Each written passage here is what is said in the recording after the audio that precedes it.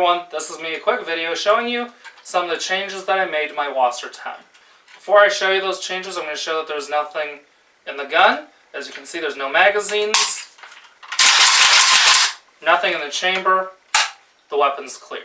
So the reason why I made these changes is because the front end of this gun was getting very heavy. Now I'm sure most would just say, well, just build some muscle. Well, the problem is I have tendonitis in this elbow and it was bothering the tendonitis. So just working through it wasn't a good option.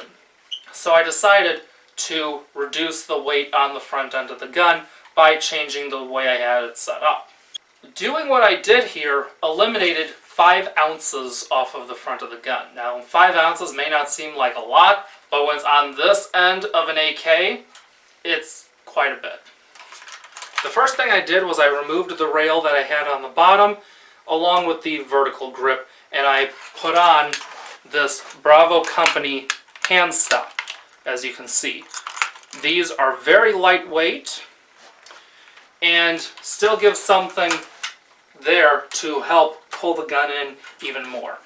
Now I was just going to leave this without anything right here, but I decided to go with this Bravo Company hand stop. The next change I made was I removed the rail that I had here. I wasn't really using it, and in the end it was just more weight. The rail ladders that I had on there to cover the rails weren't the lightest weight either. They weren't incredibly heavy, but compared to these scales right here, they were actually quite a bit heavier. These are what I put there in place. These here are some rail scales, and I'll tell you, I'm surprised at just how light these are.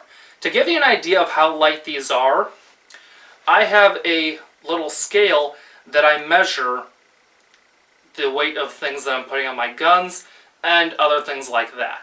Knives, flashlights, etc.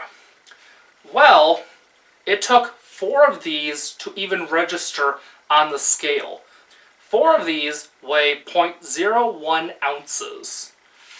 So incredibly lightweight and very grippy too.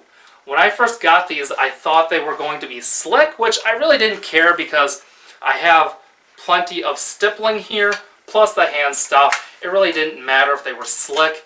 The texture wasn't necessary, but it's a plus. The only reason I have these here are to cover up those slots that are here, so that way things don't end up going into those slots, like dirt or anything else. But these have about the same texture as a good set of checkered G10 grips. So, very grippy. I also changed the way that I have the light set up. Before I had a full-length rail here, which added quite a bit of weight. I went down to a 5-slot rail instead of an 11-slot rail, and I ended up taking and grinding the last 2 slots off. That way, it's not a big change from here to here. There's the handguard, there's the rail scale. Next step up is the spot on the rail that I ground down, and then there's the mount for the light. So it's not a big obnoxious change right there. And with all these changes, this handguard is now, with the upper handguard, lower handguard, and everything that's on there, it's 1 pound. Now, as I said, this reduced the weight by 5 ounces. I could go even lower if I changed handguards. I actually found a lighter weight lower handguard that's 3 ounces lighter, but I'm probably not going to get it because it's a $100 lower handguard. And honestly now, I think this will be just fine. The other thing is the other lower handguard is also shorter. And having that combined with the hand stop, I don't know how that's going to work. But as I said, I want to just run this way and see how it works out. If I have to make any more changes, I will. But I'm going to only make the changes that are necessary. Eventually, I will be doing a review on these rail scales, as well as this Bravo Company hand stop and this awesome modern Ismash grip. So, that's pretty much it. I hope this was helpful and informative. Be sure to like, share, and subscribe. Follow me on Facebook, Instagram, and Twitter. And I'll see you next video.